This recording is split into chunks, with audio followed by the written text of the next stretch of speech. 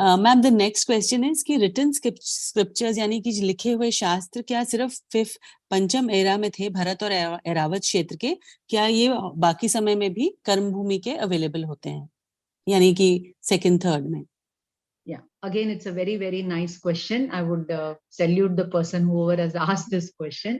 तो इसमें ऐसा है कि it is believed कि Vedas are the oldest written documents, और उनका टाइम पीरियड जो है वो 4000 ईयर्स पहले का है.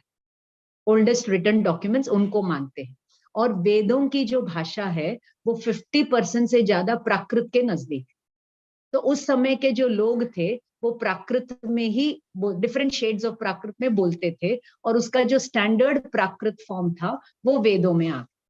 और बाद में महावीर के टाइम में हमें वो अर्धमागधी के रूप में आया, फिर शौरसेनी के रूप में आया, फिर वही चलते चलते आगे जाकर के अपभ्रंश में आया, और अपभ्रंश आगे जाकर के हिंदी, गुजराती, मराठी, बंगला आदि के रूप में बचा. और ये जो भाषा है प्राकृत, वो प्रकृति की भाषा है. कहते हैं कि सारा पानी जो है वो समुद्र से निकलता है और समुद्र में जाके मिल जाता है. ऐसे ही सारी भाषाएं वो प्राकृत से निकलती है और प्राकृत में जाकर के मिल जाती है. पशु पक्षी भी अपनी भाषा में बात करते हैं, और वो प्राकृतिक की जो भाषा है वो प्राकृत. तो अपन कहते हैं कि राजा ऋषभ ने अपने पुत्रियों को ब्राह्मी को ब्राह्मी स्क्रिप्ट और सुंदरी को मैथमेटिक्स सिखाई, और साथ में 64 कलाएं भी सिखाई, और साथ में पुरुषों के लिए उन्होंने 72 कलाएं सिखाई.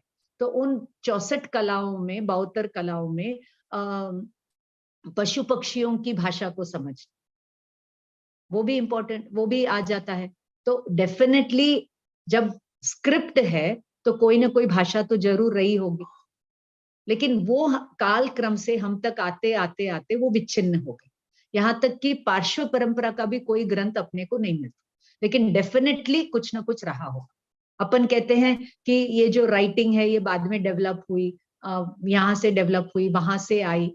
तो ये डेवलपमेंट का मतलब क्या है? ओरिजिन नहीं हुआ उसका, डेवलपमेंट हुआ. अब एक मैं एग्जाम्पल दे दूं आपको कि समझ लीजिए एक न्यूक्लियर ब्लास्ट हो और पूरी धरती जो है अपनी क्या हो जाए, कुछ भी हो जाए, और फिर अगर वापस हिस्ट्री लिखी जाएगी तो उस समय क्या लिखा जाएगा कि ये राइटिंग यहाँ से आई, जबकि कितना कुछ तो नष्ट हो गया होगा.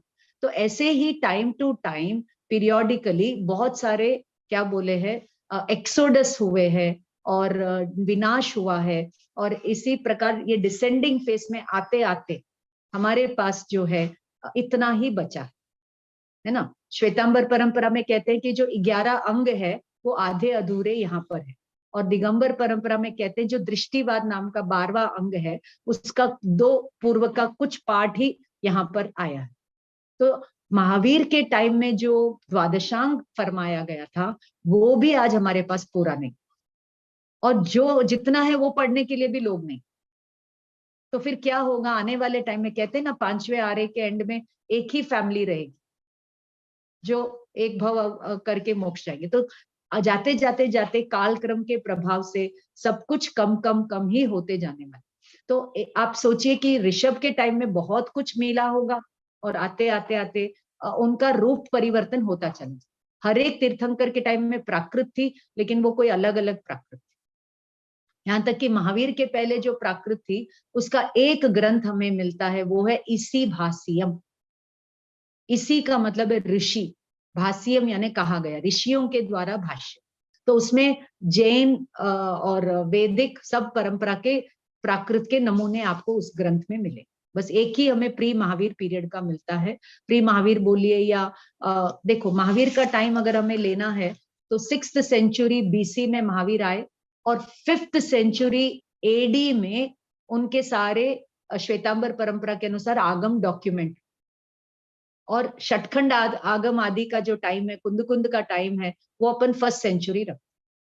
तो इस सेंचुरी में ही अपने को इतना क्या मिलता है, वेरिएशन मिलता है. तो उस जमाने का तो डेफिनेटली वहां पर रहा होगा, लेकिन हमारे पास उसका कोई सूचना उसकी नहीं. और भरत एरावत में भी डेफिनेटली जहां भी भाषा है वहां पर लिपि मिलेगी। और हमारे सारे जो प्राकृत के ग्रंथ है पहले ब्राह्मी लिपि में मिलते थे। और अशोक के शिलालेख, द ओल्डेस्ट प्राकृत शिलालेख are of 3rd century BC, और संस्कृत के हैं 2nd century AD। तो अशोक ने जितने भी अपने फरमान थे वो आपको गुजरात से लेके ओडिशा तक बड़े बड़े शिलालेखों पर आपको प्राकृत में लिखे हुए उनकी बात। आज अपने प्राइम मिनिस्टर को अपने को कुछ बोलना है तो वो प्रिंट मीडिया से, सोशल मीडिया से अपने को बता दे, लेकिन उस जमाने में लोग अब कुछ बात करते थे, कैसे राजा बताते, तो शिलालेखों पर। And they are the evidence of the history, उसको हम जुटला नहीं सकते।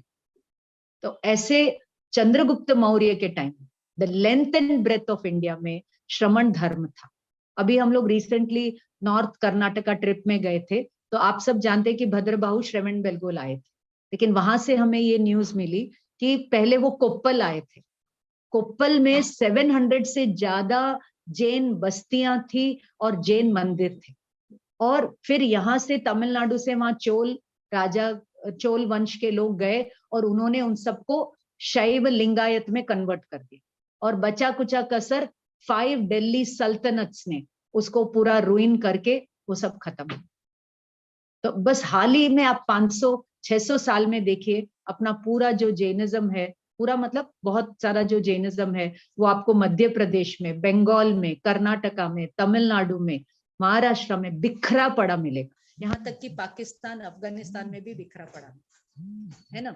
इसी प्रकार आप इंडोनेशिया में जाइए, वहां पर आपको कितनी सारी मूर्तियां सर कटी हुई मिलेगी।